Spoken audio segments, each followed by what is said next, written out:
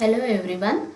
Welcome back to Digital Learning Department of Collegiate Education. This is Nandini, working as Assistant Professor of Commerce at Government Faculty College for Women, Tumkur. Dear students, in the last video I have explained meaning and as well as the goals of business firm. And in this video, I am explaining the remaining part of goals of business firm, which is coming under the second semester BCom of our Tumkur University in the subject of market behavior and cost analysis.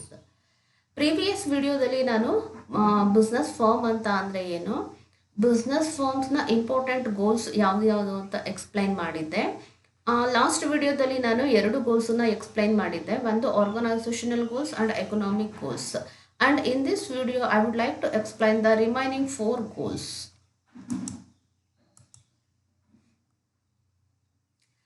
Okay, so first let us discuss the third goal of every business organization. ಪ್ರತಿ business ಆರ್ಗನೈಸೇಷನ್ಸಿನ important third ಗೋಲ್ ಏನು ಅನ್ನೋದನ್ನು ನಾನು ಈ ಒಂದು ವಿಡಿಯೋದಲ್ಲಿ explain ಮಾಡ್ತಾ ಇದ್ದೀನಿ. Okay, so important ಗೋಲ್ ಯಾವುದು ಅಂತ ಅಂದರೆ social goals. Social goals of a business firm refers to its duties towards the society. Okay, ಈ ಒಂದು ವರ್ಡನ್ನ ನೋಡಿದ ತಕ್ಷಣ ನಮಗೆ ಕ್ಲಿಯರ್ ಆಗಿ ಅಂಡರ್ಸ್ಟ್ಯಾಂಡ್ ಆಗುತ್ತೆ. ಸೋಷಿಯಲ್ ಅಂದಿದ ತಕ್ಷಣನೇ ಒಂದು ಸೊಸೈಟಿ ಬಗ್ಗೆ ಬಿಸ್ನೆಸ್ ಆರ್ಗನೈಸೇಷನ್ಸಿಗೆ ಇರಬೇಕಾಗಿರುವಂತಹ concern and its duties. Because business unit is a part of the society. ಈ ಬಿಸ್ನೆಸ್ ಅನ್ನೋದು ಅಥವಾ ಒಂದು ಫರ್ಮ್ ಅನ್ನೋದು ಸೊಸೈಟಿಯ ಒಂದು ಪಾರ್ಟ್ ಆಗಿರುತ್ತೆ. ಹಾಗಾಗಿ ಸೊಸೈಟಿ ಆ ಬಿಸ್ನೆಸ್ ಆರ್ಗನೈಸೇಷನಿಗೆ ಅಷ್ಟೆಲ್ಲ ಪ್ರೊವೈಡ್ ಮಾಡಿರಬೇಕಾದ್ರೆ, ಸಪೋರ್ಟ್ ಮಾಡಿರಬೇಕಾದ್ರೆ, as a business concern what are the important duties we have to perform towards the society. Society ನಮಗೆ ಇಷ್ಟೆಲ್ಲ ಕೊಟ್ಟಿರಬೇಕಾದ್ರೆ ಒಂದು ಬಿಸ್ನೆಸ್ ಫರ್ಮಿಗೆ ಆ business firm in return what we have to give to the society, ಅದಕ್ಕೆ return ಆಗಿ ನಾವು ಸೊಸೈಟಿಗೆ ಏನಿಗೆ ಕೊಡಬೇಕಾಗುತ್ತೆ. ಹಾಗೆಯೇ ಇಂಪಾರ್ಟೆಂಟ್ ಡ್ಯೂಟೀಸು ಏನೇನಿರುತ್ತೆ ಒಂದು ಬಿಸ್ನೆಸ್ ಆರ್ಗನೈಸೇಷನಿಗೆ ಸೊಸೈಟಿ ಪಾಯಿಂಟ್ ಆಫ್ ವ್ಯೂ ಇಂದ. ಓಕೆ, ನಾವಿಲ್ಲಿ ಸೊಸೈಟಿ ಅಂದಿದ ತಕ್ಷಣವೇ ಯಾರ್ಯಾರು ಇನ್ಕ್ಲೂಡ್ ಆಗ್ತಾರೆ ಅನ್ನೋದು ಕೂಡ ಇಂಪಾರ್ಟೆಂಟ್ ಆಗುತ್ತೆ. That means what are the duties or the responsibilities towards the customers, towards the employees, towards the financiers, towards government and towards the general public. ಇಲ್ಲಿ ಸೊಸೈಟಿ ಅಂತಂದರೆ customer, employees, financiers, government and general public ಇವರೆಲ್ಲರೂ ಕೂಡ include ಆಗಿರ್ತಾರೆ. ಇವರಿಗೆಲ್ಲರಿಗೂ ಕೂಡ ಒಂದು business organisation support ತುಂಬಾ ಇರುತ್ತೆ. That means directly and indirectly these are all the people which will help or which are helping the business organization for their success and survival. Business success ಆಗಿದೆ ಅಂದಿದ ತಕ್ಷಣ ಅದು ಒಬ್ಬರು ಅಥವಾ ಇಬ್ಬರಿಂದ ಸಾಧ್ಯ ಆಗುವಂಥದ್ದಲ್ಲ. ಅದಕ್ಕೆ ತುಂಬ ಜನದ್ದು ಡೈರೆಕ್ಟಾಗಿ ಮತ್ತು ಇಂಡೈರೆಕ್ಟಾಗಿ ಸಪೋರ್ಟ್ ಇರುತ್ತೆ, ಹಾಗೆಯೇ ಅವರ ಅಸಿಸ್ಟೆನ್ಸ್ ಕೂಡ ಇರುತ್ತೆ. ಹಾಗಾಗಿ ಇವರೆಲ್ಲ ಅಷ್ಟೊಂದು ಸಪೋರ್ಟ್ ಮಾಡಿರಬೇಕಂದ್ರೆ ಒಂದು ಬಿಸ್ನೆಸ್ ಫರ್ಮಿಗೆ, ಆ ಬಿಸ್ನೆಸ್ ಫರ್ಮು ಇನ್ ರಿಟರ್ನ್ ಆಗಿ ಕಸ್ಟಮರ್ಸಿಗೆ ಅವರ ರೆಸ್ಪಾನ್ಸಿಬಿಲಿಟಿ ಏನಿರುತ್ತೆ, towards employees what is their duties and responsibility, towards the financiers what are their responsibilities and duties, and towards the government and general public what are the important duties and responsibilities of the business firm.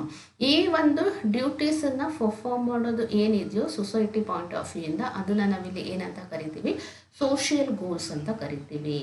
In order to survive in the long ರನ್ನಲ್ಲಿ ನಾವು survive ಆಗಬೇಕು ಅಂತಂದರೆ just ಪ್ರಾಫಿಟನ್ನು ಮಾಡಿಕೊಂಡು ಅದನ್ನು ನಾವೇ ಇಟ್ಕೊಂಡಿದ್ದೀವಿ, ನಮ್ಮ ಬಿಸ್ನೆಸ್ಸಿಗೆ ಮಾತ್ರ ಯೂಸ್ ಮಾಡ್ಕೊಳ್ತಾ ಇದ್ದೀವಿ ಅಂತ ಅಂದರೆ ನಾವು ಸಕ್ಸಸ್ ಆಗೋದಕ್ಕೆ ಮತ್ತು ಲಾಂಗ್ ರನ್ನಲ್ಲಿ ಸರ್ವೈವ್ ಆಗೋದಕ್ಕೆ ಸಾಧ್ಯನೇ ಇಲ್ಲ. ಅದಕ್ಕೆಲ್ಲ ತುಂಬ ಶಾರ್ಟ್ ಲೈಫ್ ಇರುತ್ತೆ ಮಾತ್ರ.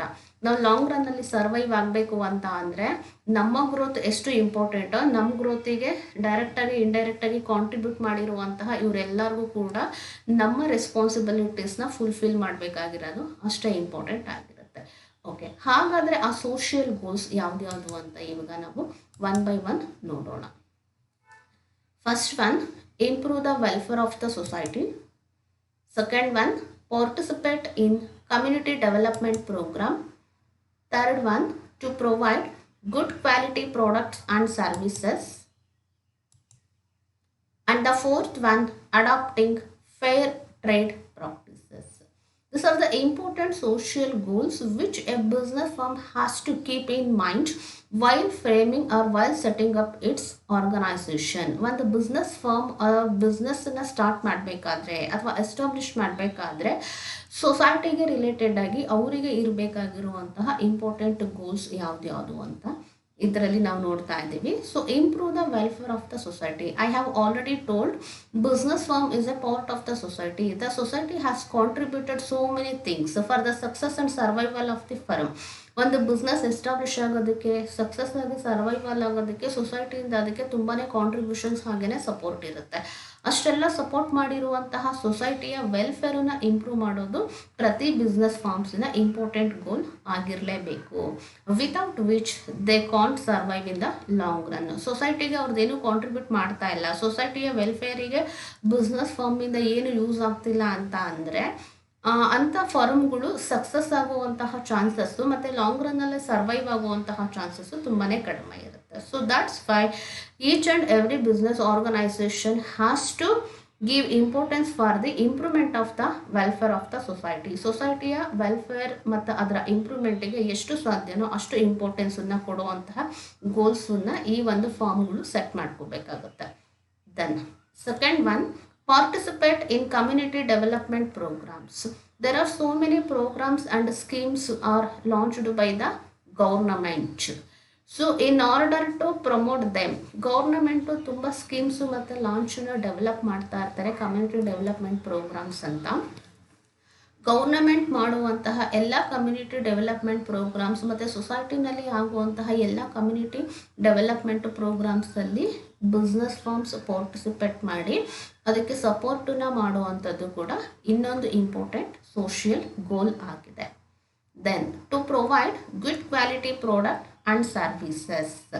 One of the important thing and as well as the duties towards the customer.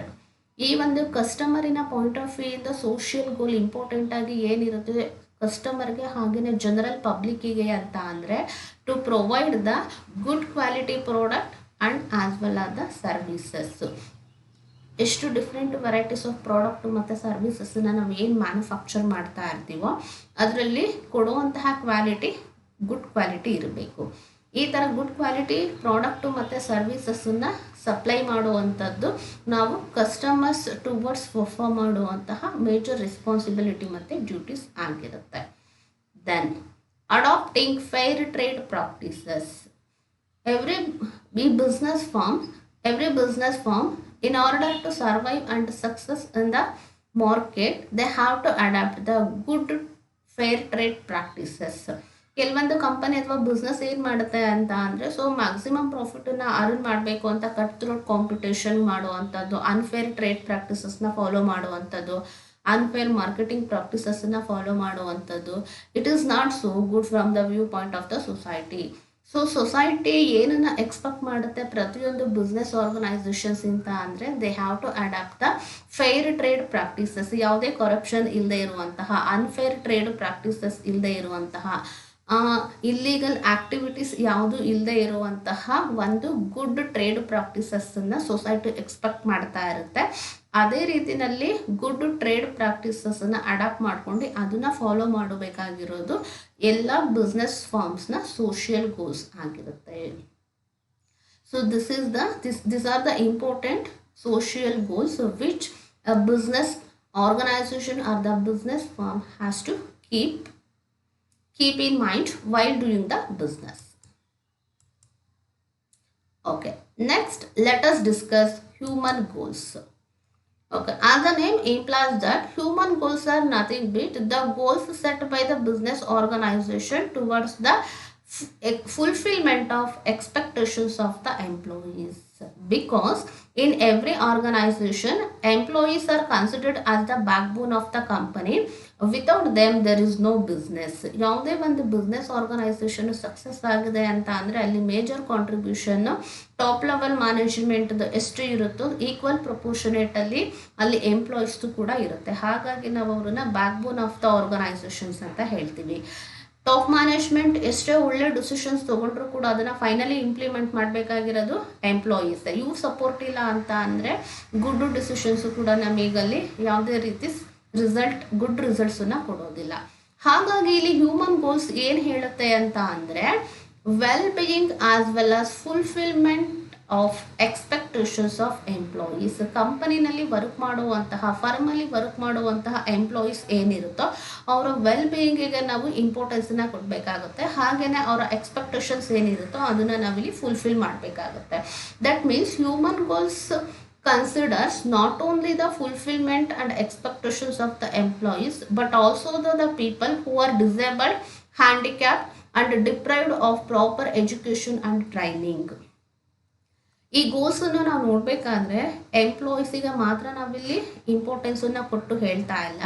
Human ಗೋಲಲ್ಲಿ ಇನ್ನೇನು ಕವರ್ ಆಗುತ್ತೆ ಅಂತ ಅಂದರೆ along with the employees they have to give importance for the people who are disabled. ಈ ಒಂದು ಸೊಸೈಟಿನಲ್ಲಿ ಇರುವಂತಹ disabled peoples ಆಗಿರ್ಬೋದು, handicap peoples ಆಗಿರ್ಬೋದು, ಅಥವಾ ಪ್ರಾಪರ್ ಎಜುಕೇಷನ್ ಏನೂ ಇಲ್ಲ ಇರುವಂತಹ ಪೀಪಲ್ಸ್ ಆಗಿರ್ಬೋದು. ಎಂಪ್ಲಾಯೀಸ್ ಎಕ್ಸ್ಪೆಕ್ಟೇಷನ್ಸನ್ನ ಫುಲ್ಫಿಲ್ ಮಾಡೋದ್ರ ಜೊತೆಗೆ ಈ ಎಲ್ಲ ಕ್ಯಾಟಗರಿನಲ್ಲಿ ಬರುವಂತಹ ಪೀಪಲ್ಗೆ ಇಂಪಾರ್ಟೆನ್ಸನ್ನು ಕೊಡಬೇಕಾಗಿರೋದು, ಹಾಗೇನೆ ಅವರ ವೆಲ್ ಬೀಯಿಂಗಿಗೆ ಪ್ರಮೋಟ್ ಮಾಡಬೇಕಾಗಿರೋದು ಎವ್ರಿ ಬಿಸ್ನೆಸ್ ಆರ್ಗನೈಸೇಷನ್ ಗೋಲ್ ಆಗಿರುತ್ತೆ. ಸೊ ಇಂಥ ಗೋಲನ್ನು ನಾವು ಹ್ಯೂಮನ್ ಗೋಲ್ಸ್ ಅಂತ ಹೇಳ್ತೀವಿ. Okay, let us see what are the important various human goals. ಆ ಹ್ಯೂಮನ್ ಗೋಲ್ಸ್ ಅಂದರೆ ಏನು ಅಂತ ಗೊತ್ತಾಯಿತು. ಯಾವ ಇಂಪಾರ್ಟೆಂಟ್ ಹ್ಯೂಮನ್ ಗೋಲ್ಸ್ ಇದೆ ಅಂತ ಒನ್ ಬೈ ಒನ್ ನಾವು ಡಿಸ್ಕಸ್ ಮಾಡೋಣ. First one, economic well being of the employees. Second one, social and psychological satisfaction of the employees. Development of human resource. And the last one, well-being of socially and economically backward people. These are the four important goals which are coming under the human goals. Okay, first one, economic well-being of the employees. I have already told in meaning. Human goal is nothing but well-being and fulfillment of expectations of the employees. ಕಂಪನಿನಲ್ಲಿ work ಮಾಡುವಂತಹ employees ಏನಿರ್ತಾರೆ ಅಲ್ವಾ, ಆ ಎಂಪ್ಲಾಯೀಸ್ನ economic wellbeing ಅಂತ ಅಂದರೆ ಎಲ್ಲ ವೇಯಿಂದನೂ ಕೂಡ means monetary and non monetary ಬೆನಿಫಿಟ್ಸನ್ನು ನಾವು ಎಂಪ್ಲಾಯೀಸಿಗೆ ಪ್ರಮೋಟ್ ಮಾಡಬೇಕಾಗುತ್ತೆ. ಆ ಎಲ್ಲ ಥರ ಅಮ್ಯುನಿಟೀಸ್ನ ನಾವು ಪ್ರೊವೈಡ್ ಮಾಡೋದ್ರಿಂದ definitely they will get satisfaction and they will try to give major contribution towards the productivity. Employees ಎಷ್ಟು ಸ್ಯಾಟಿಸ್ಫೈ ಆಗಿ ವರ್ಕ್ ಮಾಡ್ತಾರೋ ಅಷ್ಟು ಪ್ರೊಡಕ್ಟಿವಿಟಿ ಜಾಸ್ತಿ ಆಗುತ್ತೆ. ಹಾಗಾಗಿ ಅವರ ಎಕನಾಮಿಕ್ ವೆಲ್ ಬೀಯಿಂಗಿಗೆ by providing monetary and non monetary benefits a company has to keep the goal in mind. And the second one, social and psychological satisfaction of the employees. Just ನಾವು ಅವರಿಗೆ monetary benefit ಅಥವಾ economic aspect ಬಗ್ಗೆ ಮಾತ್ರ satisfaction ಆದರೆ ಸಾಕಾಗೋದಿಲ್ಲ. Along with the economic and monetary satisfaction they have to be satisfied in social and psychologically.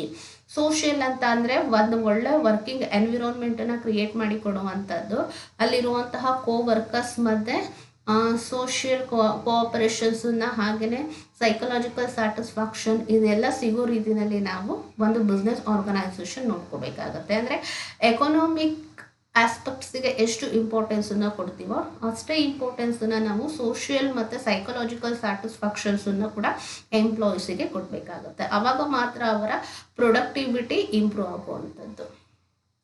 Next, development of human resources. So ಇಲ್ಲಿ human ಗೋಲ್ಸಲ್ಲಿ ಇನ್ನೊಂದು ಇಂಪಾರ್ಟೆಂಟ್ ಥಿಂಗ್ ಏನು ಅಂತ ಅಂದರೆ we have to give importance for the development of the human resource. Okay, human ರಿಸೋರ್ಸ್ನ ಹೇಗೆ develop ಮಾಡ್ಬೋದು? By giving proper training, development programmes, education programmes, ಅವರಲ್ಲಿ ಇರುವಂತಹ ಎಫಿಷಿಯನ್ಸೀಸ್ ಏನಿರುತ್ತೆ ಅಲ್ಲ, ಆ ಎಫಿಷಿಯನ್ಸಿನ ನಾವು ಮ್ಯಾಕ್ಸಿಮೈಸ್ ಮಾಡುವಂಥದ್ದು. ಆ ಥರ ಮ್ಯಾಕ್ಸಿಮೈಸ್ ಹೇಗೆ ಮಾಡ್ಬೋದು? ಅವರಿಗೆ ಪ್ರಾಪರ್ ಎಜುಕೇಷನ್ಸನ್ನ ಕೊಡುವಂಥದ್ದು, ಟ್ರೈನಿಂಗ್ ಕೊಡುವಂಥದ್ದು, ಇರುವಂತಹ ಸ್ಕಿಲ್ಸ್ ಟೆಕ್ನಿಕ್ಸ್ ಏನಿರುತ್ತೋ ಅದೆಲ್ಲದನ್ನು ಕೂಡ ಎನ್ಹ್ಯಾನ್ಸ್ ಮಾಡಿ we have to develop the human resources. And the last one, well-being of socially and economically backward people. ಮತ್ತು ಇನ್ನೊಂದು ಇಂಪಾರ್ಟೆಂಟ್ ಥಿಂಗ್ ಏನು ಇಲ್ಲಿ ಹ್ಯೂಮನ್ ಗೋಲ್ಸ್ ಅಲ್ಲಿ ಅಂತ ಅಂದರೆ ಸೊಸೈಟಿನಲ್ಲಿ ಏನು ಬ್ಯಾಕ್ವರ್ಡ್ ಏರಿಯಾ ಪೀಪಲ್ ಇರ್ತಾರೆ, ಅಂದರೆ the people who are coming under the below poverty line they are called as backward people. Backward class of ಪೀಪಲ್ನ ಸೋಷಿಯಲಿ ಹಾಗೆ ಅವ್ರನ್ನ ಎಕನಾಮಿಕಲಿ ಸ್ಟ್ರಾಂಗ್ ಮಾಡುವಂಥದ್ದು ಮತ್ತು ಅವರ ವೆಲ್ಫೇರಿಗೋಸ್ಕರ ಎಷ್ಟು ಸಾಧ್ಯನೋ ಅಷ್ಟು ಇಂಪಾರ್ಟೆನ್ಸನ್ನು ಕೊಟ್ಟು ವರ್ಕನ್ನು ಮಾಡುವಂಥದ್ದು ಹ್ಯೂಮನ್ ಗೋಲ್ ಆಗಿದೆ. Okay, this are the important kinds of human goals.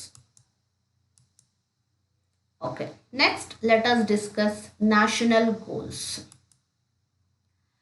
As the name implies that national goals are nothing but the goals which are kept by the business organization towards the nation. Okay, let us see. Being an important part of the country, every business must have the objective of fulfilling national goals and aspirations. I have already told in social goals. Social goals na explain ಮಾಡಬೇಕಾದ್ರೆ ನಾನು ಹೇಳಿದೆ, business organization is not independent, it is a part of the society or part of the country. ಪ್ರತಿಯೊಂದು country ಅಥವಾ ಒಂದು society ಅದು part ಆಗಿರುತ್ತೆ. So ಹಾಗಾಗಿ being an important part of the country ಏನು ಮಾಡಬೇಕು, they have to provide or they have to fulfil national goals and aspirations. ಒಂದು nations ಇಟ್ಕೊಂಡಿರುವಂತಹ ಅಥವಾ ಸೆಟ್ ಮಾಡಿರುವಂತಹ ಗೋಲ್ಸ್, ಆಂಬಿಷನ್ಸ್, ಆಸ್ಪಿರೇಷನ್ಸ್ ಏನಿರುತ್ತೋ ಆ ಎಲ್ಲ ಗೋಲ್ಸು ಮತ್ತು ಆಬ್ಜೆಕ್ಟಿವ್ ಆ್ಯಂಡ್ ಆಸ್ಪಿರೇಷನ್ಸನ್ನ ಫುಲ್ಫಿಲ್ ಮಾಡೋದಕ್ಕೆ ಹೆಲ್ಪ್ ಮಾಡೋ ರೀತಿಯಲ್ಲಿ each and every business organisation must serve. Because the society or the country has given so many things for the business organization. ಕಂಟ್ರಿನಲ್ಲಿ ಮತ್ತು nation ಒಂದು business ಆರ್ಗನೈಸೇಷನ್ಸಿಗೆ ಎಷ್ಟೊಂದು ಥಿಂಗ್ಸನ್ನ ಕಾಂಟ್ರಿಬ್ಯೂಟ್ ಮಾಡಿ ಸಪೋರ್ಟ್ ಮಾಡಿರುತ್ತೆ. ಹಾಗಾಗಿ ಅದಕ್ಕೆ ಇನ್ ರಿಟರ್ನ್ ಆಗಿ ನಾವು ಏನು ಕೊಡ್ಬೋದು, ದಟ್ ಮೀನ್ಸ್ ಬಿಸ್ನೆಸ್ ಆರ್ಗನೈಸೇಷನ್ಸ್ ಏನು ಕೊಡ್ಬೋದು ಅಂತ ಅಂದರೆ ನೇಷನ್ ಇರೋ ಅಂತಹ ಗೋಲ್ಸು ಮತ್ತು ಆಸ್ಪಿರೇಷನ್ ಆಬ್ಜೆಕ್ಟಿವ್ಸನ್ನ ಫುಲ್ಫಿಲ್ ಮಾಡೋ ರೀತಿಯಲ್ಲಿ ಇವರು ಅದಕ್ಕೆ ಇಂಪಾರ್ಟೆನ್ಸನ್ನು ಕೊಟ್ಟು ಇಲ್ಲಿ ವರ್ಕನ್ನು ಮಾಡಬೇಕಾಗುತ್ತೆ. That means fulfilling the national goals and aspirations are called as the national goals. Okay, let us see what are the important national goals. ಆ ಇಂಪಾರ್ಟೆಂಟ್ ನ್ಯಾಷನಲ್ ಗೋಲ್ಸ್ ಯಾವ್ದು ಅನ್ನೋದನ್ನ ನೋಡೋಣ. First one, creation of employment. Second one, promotion of social justice. Third one, production according to national priorities. Fourth one, contribute to the revenue of the country. And the fifth one, self-sufficiency and export promotion. These are the important 5 goals which are coming under the purview of the national goals. Okay, one by one discuss ಮಾಡ್ಕೊಳ್ತಾ ಹೋಗೋಣ ಯಾವ್ದು ಅಂತ. Creation of employment. As a business organization, they have to create many more employment opportunities for the citizens of the country. ಒಂದು business organisation ಅನ್ನಿದ್ದಷ್ಟೇ just production ಮಾಡಿ supply ಮಾಡಿ ಹಾಗೆಯೇ ಪ್ರಾಫಿಟನ್ನು ಅರ್ನ್ ಮಾಡುವಂಥದ್ದು ಮಾತ್ರ ಅಲ್ಲ, along with all those things they have to give importance for the creation of many more employment opportunities. ಎಷ್ಟೊಂದು ಅನ್ಎಂಪ್ಲಾಯ್ಮೆಂಟ್ ಎಲ್ಲ ಇರುತ್ತೆ, ಅನ್ಎಂಪ್ಲಾಯ್ಮೆಂಟ್ ಜಾಸ್ತಿ ಆಗ್ತಿದೆ ಅಂತ ಅಂದರೆ ರೀಜನಲ್ ಇಂಬ್ಯಾಲೆನ್ಸಸ್ ಎಲ್ಲ ಸ್ಟಾರ್ಟ್ ಆಗುತ್ತೆ. ಹಾಗಾಗಿ ಬ್ಯಾಕ್ವರ್ಡ್ ಏರಿಯಾ ಪೀಪಲಿಗೆ ಇಂಪಾರ್ಟೆನ್ಸನ್ನು ಕೊಡಬೇಕು ಅಂತ ಹೇಳಿದ್ದೀವಿ. ಸೊ ಅದು ಎಲ್ಲ ಕೊಡಬೇಕು ಅಂತ ಅಂದರೆ ಎಷ್ಟು ಸಾಧ್ಯನೋ ಅಷ್ಟು ಹೊಸ ಎಂಪ್ಲಾಯ್ಮೆಂಟ್, ನ್ಯೂ ಎಂಪ್ಲಾಯ್ಮೆಂಟ್ ಆಪರ್ಚುನಿಟೀಸ್ನ ಕ್ರಿಯೇಟ್ ಮಾಡಬೇಕಾಗಿರೋದು ಬಿಸ್ನೆಸ್ ಆರ್ಗನೈಸೇಷನ್ ಒಂದು ನ್ಯಾಷನಲ್ ಗೋಲ್ ಆಗಿದೆ. Next, promotion of social justice. Another important thing a business organization has to keep in mind to promote the social justice. ಈ ಸೋಷಿಯಲ್ ಇನ್ಜಸ್ಟಿಸ್ ಅನ್ನೋದು start ಆಗ್ತಿದೆ ಅಂತ ಅಂದರೆ ಎಲ್ಲ ಕಡೆ ಇಂಬ್ಯಾಲೆನ್ಸಸ್ ಆಗುವಂಥ ಚಾನ್ಸಸ್ ಇರುತ್ತೆ. ಹಾಗಾಗಿ ಸೋಷಿಯಲ್ ಜಸ್ಟಿಸ್ ಏನಿದೆಯೋ ಆ ಸೋಷಿಯಲ್ ಜಸ್ಟಿಸನ್ನು ಪ್ರಮೋಟ್ ಮಾಡೋದು ಕೂಡ ಒಂದು important national goal. Next, production according to national priorities. Some of the business organization, in order to maximize their profit, there may be a chances of involving in the illegal activities by providing the product or the services which are not fair to the public or to the society. ಕೆಲವೊಂದು business organization ಜಾಸ್ತಿ ಪ್ರಾಫಿಟನ್ನು ಮಾಡ್ಕೋಬೇಕು ಅಂತ ಈ smuggling ಆ್ಯಕ್ಟಿವಿಟೀಸಲ್ಲಿ involve ಆಗುವಂಥದ್ದು, illegal ಬಿಸ್ನೆಸ್ಸಲ್ಲಿ follow ಮಾಡುವಂಥದ್ದು, unfair trade ಪ್ರಾಕ್ಟೀಸಸ್ನ adapt ಮಾಡ್ಕೊಳ್ಳುವಂಥದ್ದು, ಈ ಥರ ಎಲ್ಲ ಮಾಡ್ತಾ ಇರ್ತಾರೆ. ಮತ್ತು ಪ್ರೊಡ್ಯೂಸು ಆ್ಯಂಡ್ ಸಪ್ಲೈ ಮಾಡುವಂತಹ ಗೂಡ್ಸು ಮತ್ತು ಸರ್ವಿಸಸ್ ಏನಿರುತ್ತೆ ಅಲ್ವಾ, ಅದು ಸೊಸೈಟಿಗೆ ಕೆಲವು ಸಲ ಫೇವರ್ ಆಗಿ ಇರೋದಕ್ಕಿಂತ ಹಾರ್ಮ್ ಮಾಡುವಂಥ ಚಾನ್ಸಸ್ ಇರುತ್ತೆ. ಹಾಗಾಗಿ those goods or services which are harm to the health of the public or to the customer, they should avoid it and they have to provide the product which are importance for the society or the national priorities. ಒಂದು business ಫರ್ಮನ್ನ ನಾವು start ಮಾಡ್ತಾ ಇದ್ದೀವಿ ಅಂತ ಅಂದರೆ ನಮ್ಮ focus ಯಾವ ರೀತಿ ಇರಬೇಕು ಅಂತ ಅಂದರೆ, ನಾವು ಮಾಡುವಂತಹ ಪ್ರಾಡಕ್ಟ್ ಆಗಿರ್ಬೋದು ಅಥವಾ ರೆಂಡರ್ ಮಾಡುವಂತಹ ಸರ್ವಿಸಸ್ ಆಗಿರ್ಬೋದು, ಅದು ಕಸ್ಟಮರ್ ಅಥವಾ ಪಬ್ಲಿಕ್ಕಿಗೆ ಅಥವಾ ಸೊಸೈಟಿಗೆ ಯಾವುದೇ ಹಾರ್ಮ್ಫುಲ್ ಎಫೆಕ್ಟ್ ಆಗದೇ ಇರೋ ರೀತಿಯಲ್ಲಿ ನ್ಯಾಷನಲ್ ಪ್ರಿಯಾರಿಟೀಸ್ ಏನಿರುತ್ತೆ ಅಂದರೆ ಸೋಷಿಯಲಿ ಅಕ್ಸೆಪ್ಟಬಲ್ ಪ್ರಾಡಕ್ಟ್ ಅಥವಾ ಅಕ್ಸೆಪ್ಟಬಲ್ ಸರ್ವಿಸಸ್ ಅಂತ ಏನು ಹೇಳ್ತೀವೋ ಅಂಥ ಪ್ರಾಡಕ್ಟು ಮತ್ತು ಸರ್ವಿಸಸ್ಸನ್ನು ಮಾತ್ರ ಮ್ಯಾನುಫ್ಯಾಕ್ಚರ್ ಮಾಡಬೇಕಾಗುತ್ತೆ, ನ್ಯಾಷನಲ್ ಪ್ರಿಯಾರಿಟೀಸ್ಗೆ ಅವರು ಇಂಪಾರ್ಟೆನ್ಸನ್ನು ಕೊಟ್ಟು. Next, contribute to the revenue of the country. Okay, the success of business organization which will lead to the economic development of the country. ಒಂದು ಆರ್ಗನೈಸೇಷನ್ ಸಕ್ಸಸ್ ಆಗ್ತಿದೆ ಅಥವಾ ಬಿಸ್ನೆಸ್ ಆರ್ಗನೈಸೇಷನ್ ಎಷ್ಟು ಸಕ್ಸಸ್ ಆಗ್ತಾ ಇರುತ್ತೋ ಅದರದ್ದು ಬರುವಂತಹ ಕಾಂಟ್ರಿಬ್ಯೂಷನ್ಸ್ ಇಲ್ಲಿ ಫೈನಲಿ ಯಾವುದಕ್ಕೆ ನಮಗೆ ಹೆಲ್ಪ್ ಆಗುತ್ತೆ ಅಂತ ಅಂದರೆ ಕಂಟ್ರಿ ಎಕನಾಮಿಕಲಿ ಡೆವಲಪ್ ಆಗೋದಕ್ಕೆ.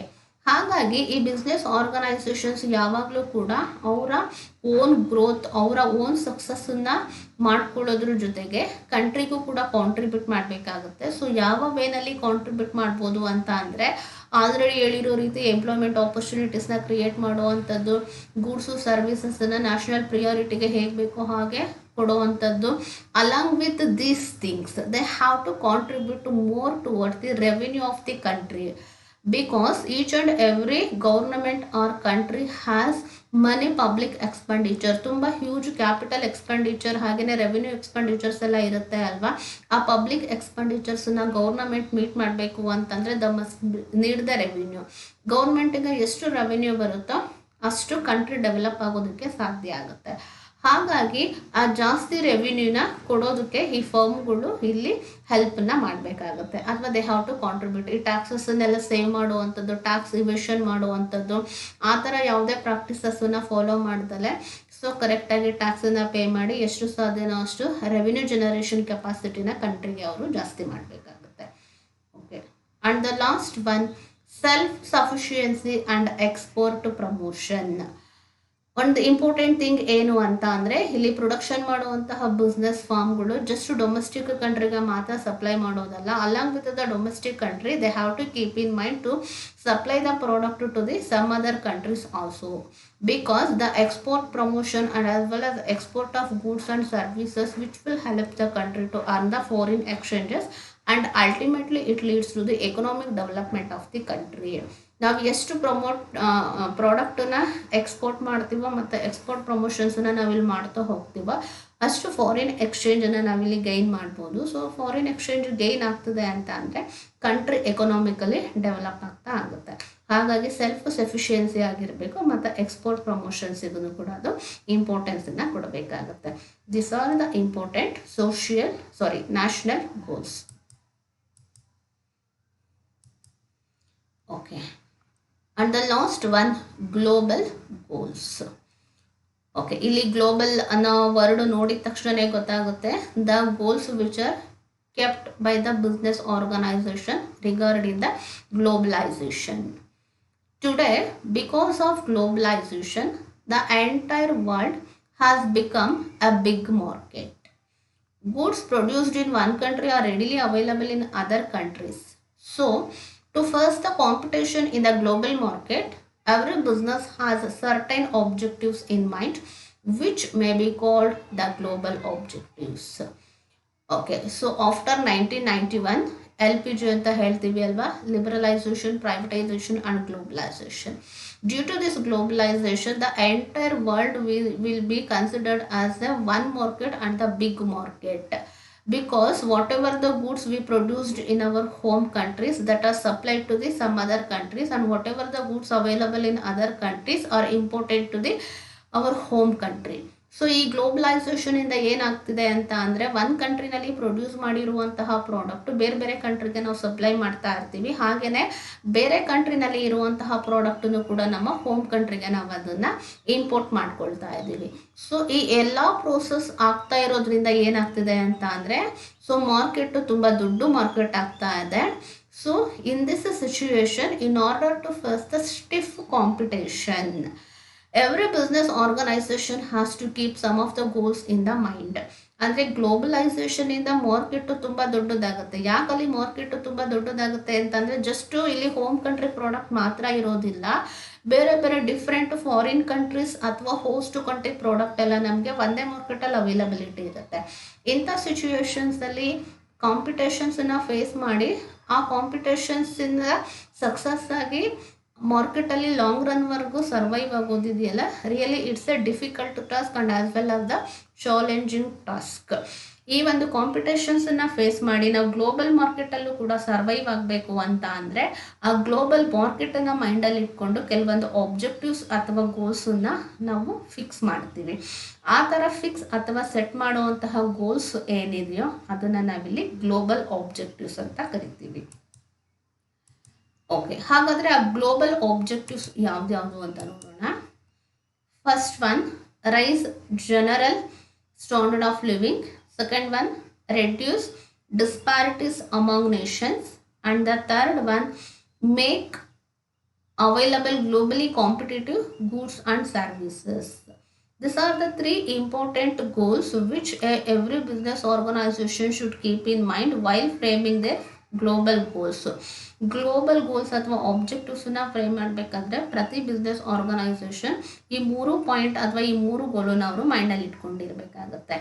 ಓಕೆ, ಸೊ ಫಸ್ಟ್ ಒನ್ ಯಾವುದು ಅಂತ ಅಂದರೆ raise general standard of living. By providing different varieties of product and the services, they have to try to enhance the standard living of the people of the country. ಒಂದು ಕಂಟ್ರಿನಲ್ಲಿ ಇರುವಂತಹ citizens ಅಥವಾ people's ಏನಿದಾರೋ ಅವರ standard of living ಜಾಸ್ತಿ ಆಗಬೇಕು ಅಂತ ಅಂದರೆ so ಒಳ್ಳೆ quality of goods and services ಮತ್ತು ಡಿಫ್ರೆಂಟ್ ವೆರೈಟೀಸ್ನಲ್ಲಿ ಕೊಡುವಂಥದ್ದು. ಸೊ ಆ ಥರ ಕೊಡೋದ್ರಿಂದ ಇಲ್ಲಿ ಸ್ಟ್ಯಾಂಡರ್ಡ್ ಆಫ್ ಲಿವಿಂಗ್ ಜಾಸ್ತಿ ಆಗುವಂಥ ಚಾನ್ಸಸ್ ಇರುತ್ತೆ. ಹಾಗಾಗಿ ಆ ಥರ ಕ್ವಾಲಿಟಿ ಇರುವಂತಹ ಗೂಡ್ಸು ಮತ್ತು ಸರ್ವಿಸಸ್ಸನ್ನು, ಡಿಫ್ರೆಂಟ್ ವೆರೈಟೀಸ್ ಆಫ್ ಗೂಡ್ಸು ಮತ್ತು ಸರ್ವಿಸಸ್ಸನ್ನು ಕೊಟ್ಟು ಈ ಒಂದು ಗ್ಲೋಬಲ್ ಆಬ್ಜೆಕ್ಟಿವ್ಸನ್ನು ಅವರು ಫುಲ್ಫಿಲ್ ಮಾಡಬೇಕಾಗುತ್ತೆ. Then second one, reduce disparities among nation. The second important global objective is they would like to try or they have to reduce the disparities among the nations. ಈ ಬೇರೆ ಬೇರೆ Nations between ಏನಿರುತ್ತೆ ಅಲ್ವಾ, ಆ ಎಲ್ಲ ಡಿಸ್ಪ್ಯಾರಿಟೀಸ್ನ ಎಷ್ಟು ಸಾಧ್ಯನೋ ಅಷ್ಟು ಕಡಿಮೆ ಮಾಡೋದಕ್ಕೆ ಬಿಸ್ನೆಸ್ ಆರ್ಗನೈಸೇಷನ್ಸ್ ಟ್ರೈ ಮಾಡಬೇಕಾಗುತ್ತೆ. And the last one, make available globally competitive goods and services. ಪ್ರತಿಯೊಬ್ಬ ಕಸ್ಟಮರ್ಗೂ ಕೂಡ ಅಂದರೆ ಒಂದು ಬಿಸ್ನೆಸ್ ಆರ್ಗನೈಸೇಷನ್ ಯಾವುದೋ ಒಂದು ಕಂಟ್ರಿ ಅಥವಾ ಪ್ಲೇಸಲ್ಲಿರುತ್ತೆ, ಅವರ ಪ್ರಾಡಕ್ಟು ಗ್ಲೋಬಲಿ ಎಲ್ಲ ಕಡೆ ಸಿಗೋ ರೀತಿಯಲ್ಲಿ ಎಷ್ಟು ಸಾಧ್ಯನೋ ಅಷ್ಟು ಎಫರ್ಟನ್ನು ಈ ಬಿಸ್ನೆಸ್ ಆರ್ಗನೈಸೇಷನ್ ಹಾಕಬೇಕಾಗುತ್ತೆ. ಅವರಿರುವಂತಹ ಪ್ಲೇಸ್ ಅಥವಾ ಜಸ್ಟ್ ಡೊಮೆಸ್ಟಿಕ್ ಕಂಟ್ರಿಗೆ ಮಾತ್ರ ಸ್ಟಿಕ್ ಆನ್ ಆಗ್ತಲೆ ಅಥವಾ ಜಸ್ಟ್ ಒಂದು ಸ್ಟೇಟಿಗೆ ಸ್ಟಿಕ್ ಆನ್ ಆಗ್ತಲೆ. ಸೊ ಗ್ಲೋಬಲಿ ಅವರ ಎಲ್ಲ ಪ್ರಾಡಕ್ಟು ಮತ್ತು ಸರ್ವಿಸಸ್ಸು ಅವೈಲಬಿಲಿಟಿ ಇರೋ ರೀತಿಯಲ್ಲಿ ಈ ಬಿಸ್ನೆಸ್ ಆರ್ಗನೈಸೇಷನ್ಸು ಗೋಲ್ಸನ್ನು ಸೆಟ್ ಮಾಡ್ಕೋಬೇಕು. ಸೊ ಹಾಗಾಗಿ ಸ್ಟ್ಯಾಂಡರ್ಡ್ ಆಫ್ ಲಿವಿಂಗನ್ನು ಜಾಸ್ತಿ ಮಾಡುವಂಥದ್ದು, ಡಿಫ್ರೆಂಟ್ ನೇಷನ್ಸ್ ಮಧ್ಯೆ ಇರುವಂತಹ ಡಿಸ್ಪ್ಯಾರಿಟೀಸ್ನ ಕಡಿಮೆ ಮಾಡುವಂಥದ್ದು, and finally they have to provide the goods and services global ಆಗಿ ಎಲ್ಲ ಕಡೆನೂ ಕೂಡ ಅವರು ಪ್ರಾಡಕ್ಟು ಮತ್ತು ಸರ್ವಿಸಸ್ಸು ಅವೈಲಬಿಲಿಟಿ ಇರೋ ರೀತಿಯಲ್ಲಿ ನೋಡ್ಕೊಳ್ಳುವಂಥದ್ದು. ಇದಿಷ್ಟು ಕೂಡ ಗ್ಲೋಬಲ್ ಗೋಲ್ಸಲ್ಲಿ ನೋಡ್ತೀವಿ. ಓಕೆ, ಸೊ ಯಾವ್ಯಾವ ಗೋಲ್ಸ್ ಇದ್ದಾವೆ, ಆ ಗೋಲ್ಸಿನ ಇಂಪಾರ್ಟೆನ್ಸ್ ಏನು ಅನ್ನೋದನ್ನು ನಾನು ಈ ಒಂದು ವಿಡಿಯೋದಲ್ಲಿ ಎಕ್ಸ್ಪ್ಲೈನ್ ಮಾಡಿದ್ದೀನಿ. Anyway, thank you dear student for watching this video.